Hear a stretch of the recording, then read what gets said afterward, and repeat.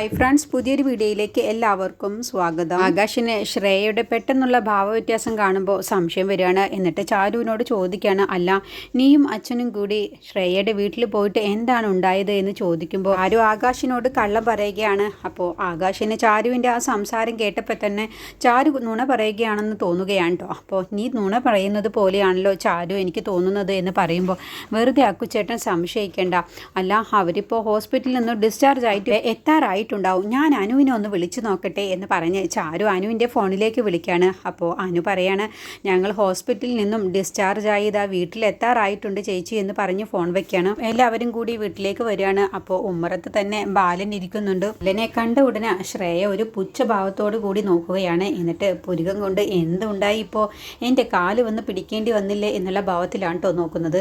അപ്പോൾ ബാലനാണെങ്കിൽ ഒരക്ഷരം പോലും മിണ്ടാതെ ശ്രേയ ഒന്ന് നോക്കുകയാണ്. അപ്പോൾ ബാലൻ്റെ ആ ഇരിപ്പ് കാണുമ്പോൾ ഹേമ പറയുകയാണ്, കണ്ടില്ലേ മകൻ ചത്ത് ജീവിച്ച് വരികയാണ്, എന്നിട്ട് പോലും ഒരക്ഷരം പോലും മിണ്ടുന്നില്ലല്ലോ. അപ്പോൾ ശ്രേയ പറയണേ, അങ്കിളിന് അതിന് ഞങ്ങൾ രണ്ടുപേരെയും കണ്ണെടുത്താൽ കണ്ടൂടല്ലോ, ശരിക്കും അങ്കിൾ എന്താണ് കാട്ടേണ്ടത്, ഞങ്ങളെ സ്വീകരിച്ച് അകത്ത് കൊണ്ടുപോവല്ലേ വേണ്ടിയിരുന്നത്. ആൻറ്റി വെറുതെ ടെൻഷൻ ആവാൻ നിൽക്കണ്ട. അപ്പോൾ ഹേമ പറയണ, നീ പറഞ്ഞത് ശരിയാണ് മോളെ, പക്ഷേ അങ്ങേര് എൻ്റെ മോനെ കണ്ടപ്പോൾ മുഖം തിരിക്കുകയാണ് ചെയ്തത്. ഇതൊക്കെ കാണുമ്പോൾ എനിക്ക് ദേഷ്യം അടക്കാൻ കഴിയുന്നില്ല. അപ്പോൾ രമേശൻ പറയണ, അധികം സംസാരിക്കാതെ അരവിന്ദനെ അകത്തേക്ക് കൊണ്ടുപോകാൻ നോക്കുക അമ്മായി എന്ന് പറയട്ടോ. അപ്പോൾ അശ്വതിയോട് പറയണേ, നീ പോയി ആരതി എടുത്തോണ്ട് വാ, എൻ്റെ മോനെ ഇനി ഒരു ദോഷവും വരാതിരിക്കാൻ വേണ്ടി ഒന്ന് ആരതി ഒഴിഞ്ഞ് അകത്ത് കയറ്റാമെന്ന് പറയട്ടോ. അപ്പോഴത്തേക്കും ചാരു ആരതിയുമായിട്ട് വരികയാണ്. ഇതാ ഞാൻ കൊണ്ടുവരുന്നുണ്ട് എന്ന് പറഞ്ഞു വരിക കേട്ടോ.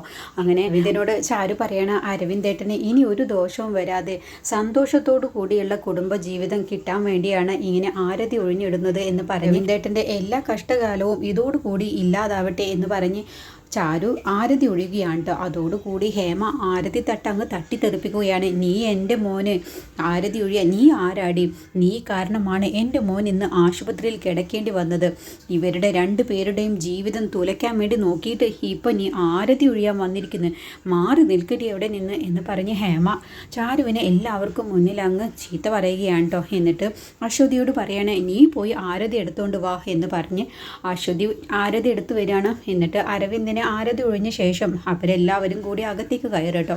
അപ്പോൾ ബാലൻ അവിടെ ഇരിക്കുന്നുണ്ട്. ബാലൻ അരവിന്ദനെ വിഷമത്തോടു കൂടി നോക്കുക കേട്ടോ. അപ്പോൾ അരവിന്ദൻ തിരിച്ചു നോക്കുന്നുണ്ട്, ആരും ഒരക്ഷരം പോലും മിണ്ടുന്നില്ല. എന്നിട്ട് ഹേമ പറയുകയാണ്, ഇനി അരവിന്ദന് കുടിക്കാനുള്ള വെള്ളം കൊണ്ടുപോവാ എന്ന് പറയട്ടോ. അങ്ങനെ അനു വെള്ളം എടുക്കാൻ വേണ്ടി പോവാണ്. അപ്പോഴത്തേക്കും ആകാശ് അവിടേക്ക് വരികയാണ്. അപ്പോൾ ആകാശ് ചാരുവിനെ നോക്കുമ്പോൾ ചാരുവിൻ്റെ മുഖം വെച്ചതുപോലെ കാണുമ്പോൾ എന്താ ചാരു എന്ന് ചോദിക്കുക, ഏയ് ഒന്നുമില്ല അക്കുച്ചേട്ടാ എന്ന് പറയട്ടോ. അപ്പോൾ ശ്രേയ മനസ്സിൽ ചിന്തിക്കുകയാണ്, ആകാശ് ബാലമാഷ് എന്നോട് മാപ്പ് പറഞ്ഞതിനെ കുറിച്ചൊന്നും അറിഞ്ഞിട്ടില്ല എന്ന് തോന്നുന്നു. ചാരു അക്കാര്യം ആകാശിനോട് പറഞ്ഞിട്ടുണ്ടാവില്ല. എങ്കിൽ ഇപ്പം തന്നെ ആകാശിനെ അറിയിക്കണം, എന്നാൽ പിന്നെ ഇവിടെ ഒരു പൊട്ടിത്തെറി തന്നെ സംഭവിക്കും. ഇനിയിപ്പോൾ വന്നു കയറിയ ഉടനെ തന്നെ ഇനി ഇവിടെ ഒരു വലിയ പ്രശ്നം തന്നെ ഉണ്ടാക്കാൻ ഒരുങ്ങാമെന്ന് മനസ്സിൽ ചിന്തിച്ചുകൊണ്ട് ശ്രേയ കണക്ക് കൂട്ടുകയാണ്. എന്നിട്ട് ശ്രേയ അശ്വതിയോട് പറയണേ, ചേച്ചി അരവിന്ദനെ റൂമിലേക്ക് കൊണ്ടുപോയി ചെന്നാക്കിയേക്ക് എന്ന് പറയട്ടോ. അങ്ങനെ അരവിന്ദൻ പറയാണ്, മേഡം പെട്ടെന്ന് തന്നെ സംസാരിച്ചിട്ട് വരണം എന്ന് പറയട്ടോ. അങ്ങനെ അരവിന്ദനും അശ്വതിയും പോയി കഴിഞ്ഞ ശേഷം ബാലനോട് ശ്രേയ പറയുകയാണ്, ബാലമാഷ് എന്നോട് ക്ഷമിക്കണം, ഞാൻ ബാലമാഷിനെ കൊണ്ട് എൻ്റെ മുന്നിൽ മാപ്പ് പറയിപ്പിക്കാൻ പാടില്ലായിരുന്നു. ബാലമാഷ് എൻ്റെ അടുത്തേക്ക് വന്ന സമയത്ത് തന്നെ ഒന്നും പറയാതെ നിങ്ങളോടൊപ്പം വരികയാണ് വേണ്ടിയിരുന്നത്, പക്ഷേ ഞാനത് ചെയ്തില്ല. അരവിന്ദൻ്റെ അടുത്തേക്ക് ഞാൻ വരണമെന്നുണ്ടെങ്കിൽ ബാലമാഷ് എന്നോട് മാപ്പ് പറയണമെന്ന് ആവശ്യപ്പെട്ടപ്പോൾ മാഷ് എന്നോട് എൻ്റെ മുന്നിൽ മാപ്പ് പറഞ്ഞു, പക്ഷേ ഞാനത് ചെയ്യാൻ പാടില്ലായിരുന്നു എന്ന് പറഞ്ഞ ഉടനെ തന്നെ ആകാശങ്ങ് ഞെട്ടിപ്പോവട്ടോ. അപ്പോൾ ഇവൾ വെറുതെയല്ല ഹോസ്പിറ്റലിലേക്ക് വന്നത്. ഞാനപ്പോൾ ചാരുവിനോട് ചോദിച്ചപ്പോൾ ചാരു എന്നോട് അതിനുള്ള ഉത്തരം പറഞ്ഞില്ല, എന്നോട് നുണ പറയുകയാണ് ചെയ്തത്. അപ്പോൾ എൻ്റെ അച്ഛനെ കൊണ്ട് ചാരു കാരണമാണ് അവൾ മാപ്പ് പറയിപ്പിച്ചത് എന്നുള്ള ആ ദേഷ്യത്തിലാണ് കേട്ടോ ആകാശം നിൽക്കുന്നത്. ശ്രേയ ബാലൻ്റെ മുന്നിൽ വെച്ച് ഇങ്ങനെ ഏറ്റുപറച്ചിൽ കാണുമ്പോൾ ബാലൻ തന്നെ അതിശയിച്ചു പോവുകയാണ്. ഇതിപ്പോൾ എന്താ ഇവൾക്ക് പറ്റിയത്, പെട്ടെന്നെന്തിനാണ് ഇവൾ ഇങ്ങനെ സംസാരിക്കുന്നത് എന്നുള്ള ഭാവത്തിലാണ് കേട്ടോ ബാലൻ ഒന്നും മിണ്ടാതെ ശ്രേയെ നോക്കുന്നത്. അപ്പോൾ ചാരുവിന് കാര്യം മനസ്സിലാവുകയാണ്, ഞാനും അക്കുച്ചേട്ടനും തമ്മിൽ പ്രശ്നമുണ്ടാക്കാൻ വേണ്ടി മനഃപൂർവ്വം ഇവൾ ഇപ്പോൾ ഇക്കാര്യം ഇവിടെ എടുത്തിട്ടതാണ്. ഞാൻ അക്കുച്ചേട്ടനോട് എന്തായാലും ഇക്കാര്യം പറഞ്ഞിട്ടുണ്ടാവില്ല എന്ന് അവൾ മനസ്സിലാക്കിയത് കൊണ്ട് ഇവിടെ ഒരു പ്രശ്നം വരുത്താൻ വേണ്ടിയാണ് അവൾ ഇതൊക്കെ ചെയ്തത് എന്ന് ചാരുവിന് മനസ്സിലാവുക കേട്ടോ. അങ്ങനെ ശ്രേയ അരവിന്ദൻ്റെ അടുത്തേക്ക് പോയി കഴിഞ്ഞ ശേഷം ആകാശ് ആകെ വിഷമിക്കുകയാണ്. അപ്പോൾ ഹേമയും റൂമിലേക്ക് പോവാണ്. എന്നിട്ട് ആകാശ് പറയുകയാണ്, അച്ഛൻ അവളോട് എന്തിനാണ് മാപ്പ് ചോദിച്ചത്? അവൾക്ക് അതിനുള്ള എന്ത് യോഗ്യതയാണുള്ളത്? അച്ഛൻ എന്തിനാണ് അവളുടെ അടുത്തേക്ക് പോയത് എന്ന് ചോദിക്കുമ്പോൾ അത് പിന്നെ അക്കുചേട്ടാ എന്ന് ചാരു പറഞ്ഞപ്പോൾ അവിടെ ഇരിക്കുന്ന ഗ്ലാസ് അങ്ങ് തട്ടിത്തെറിപ്പിക്കുകയാണ്. എന്നിട്ട് പറയാണ്, നീ ഒരക്ഷരം പോലും മിണ്ടിപ്പോവരുത്. എൻ്റെ അച്ഛനെ കൊണ്ട് മാപ്പ് പറയിപ്പിച്ചത് നീയാണ്. നീ കാരണമാണ് അവളുടെ മുന്നിൽ എൻ്റെ അച്ഛന് മാപ്പ് പറയേണ്ടി വന്നത്. അതിനുള്ള അവസ്ഥ ഒരുക്കിയത് നീ കാരണമാണ്. നീയല്ലേ അച്ഛൻ അവിടേക്ക് കൊണ്ടുപോയത്? എന്നിട്ട് ഞാൻ നിന്നോട് ചോദിച്ചപ്പോൾ നീ എന്നോട് ഇക്കാര്യം പറയാതെ നുണ പറഞ്ഞ് രക്ഷപ്പെടുകയാണ് ചെയ്തത്. ഞാൻ നിന്നോട് പറഞ്ഞതാണ് അവൾ ഒരിക്കലും ഹോസ്പിറ്റലിലേക്ക് അരവിന്ദേട്ടനെ കാണാൻ വരില്ല. എന്താ നിങ്ങൾ അവളോട് പറഞ്ഞത് എന്ന് ചോദിച്ചപ്പോൾ അവൾ സ്വമേധയാ തന്നെ വന്നതാണെന്നല്ലേ നീ എന്നോട് പറഞ്ഞത്? നീ എന്തിനാണ് എൻ്റെ അച്ഛനെ അവളുടെ മുന്നിൽ അവളോട് മാപ്പ് പറയിപ്പിച്ചത്? പിന്നെ അക്കുചേട്ട, ഞാൻ പറയുന്നതൊന്ന് കേൾക്കുക എന്ന് പറയുമ്പോൾ നീ ഇനി ഒരക്ഷരം പോലും മിണ്ടിപ്പോവരുത്.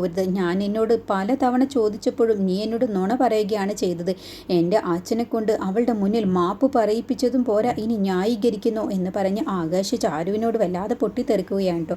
അപ്പോൾ ബാലൻ പറയുകയാണ്, മോനെ ആകാശ്, നിങ്ങൾ തമ്മിൽ ഒരിക്കലും വഴക്കുണ്ടാവരുത്. കാരണം ചാരു ഇതിൽ നിരപരാധിയാണ്. ചാരു അവളുടെ മുന്നിൽ കാല് പിടിക്കാൻ വരെ ഒരുങ്ങിയതാണ്.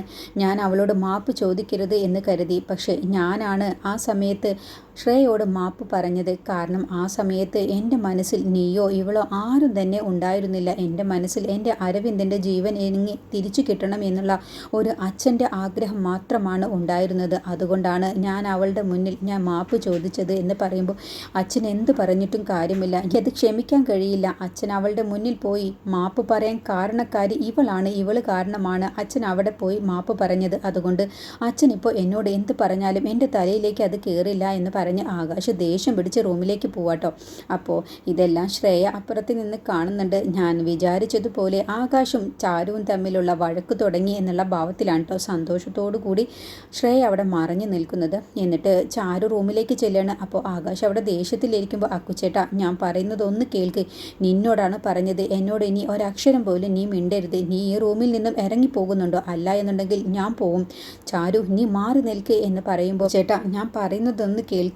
ഞാൻ പറയുന്നതൊന്ന് അക്കുച്ചേട്ടൻ മനസ്സിലാക്ക്. ഞാൻ ഒരുപാട് തവണ ബാലമാമ അവളോട് മാപ്പ് പറയാതിരിക്കാൻ വേണ്ടി ഞാൻ നോക്കിയതാണ്. പക്ഷേ ബാലമാമ അത് അനുസരിച്ചില്ല. അല്ലാതെ ഞാൻ ബാലമാമയെ അവളോട് മാപ്പ് പറയിപ്പിക്കാൻ ഞാൻ സമ്മതിക്കുമെന്ന് അക്കുച്ചേട്ടന് തോന്നുന്നുണ്ടോ? എനിക്കത് സഹിക്കാൻ കഴിയില്ല. ബാലമാമ അവളോട് മാപ്പ് പറയുമ്പോൾ അവളുടെ മുന്നിൽ തല കുനിഞ്ഞ് നിൽക്കുമ്പോൾ എനിക്ക് എൻ്റെ അവസ്ഥ എന്തായിരിക്കുമെന്ന് അക്കുച്ചേട്ടൻ എന്താ ചിന്തിക്കാത്തത് എന്നൊക്കെ ചാരു പറയുമ്പോഴും ആകാശ് അതൊന്നും കേൾക്കുന്നില്ല. ആകാശ് പറയുകയാണ്, ഞാനിപ്പോൾ നല്ല ദേഷ്യത്തിലാണ് ചാരു ഇവിടെയുള്ളത്. അതുകൊണ്ട് നീ ഈ റൂമിൽ നിന്നും പോകുന്നുണ്ടോ? അല്ല എന്നുണ്ടെങ്കിൽ ഞാൻ ഇപ്പം തന്നെ ഈ റൂമിൽ നിന്നും ഇറങ്ങിപ്പോവുമെന്ന് പറയട്ടോ. അങ്ങനെ ചാരു പറയുന്ന വാക്കുകളൊന്നും ആകാശ് കേൾക്കാൻ കൂട്ടാക്കുന്നില്ല. എന്നിട്ട് ആകാശ് പറയുകയാണ്, നിനക്കറിയാവുന്നതല്ലേ അവളുടെ സ്വഭാവം. അതുകൊണ്ടാണ് ഞാൻ എന്നോട് ചോദിച്ചത്. ഒരിക്കലും അരവിന്ദേട്ടനെ കാണാൻ വേണ്ടി അവൾ ഹോസ്പിറ്റലിലേക്ക് വരില്ല. അതും അവളുടെ മനസ്സ് മാറി ഹോസ്പിറ്റലിലേക്ക് വരിക എന്ന് പറഞ്ഞാൽ എനിക്കത് വിശ്വസിക്കാൻ അപ്പോഴേ കഴിഞ്ഞില്ല. എന്നിട്ട് ഞാൻ നിന്നോട് പലതവണ ചോദിച്ചപ്പോഴും നീ അത് എന്നോട് മറച്ചു വെച്ചു.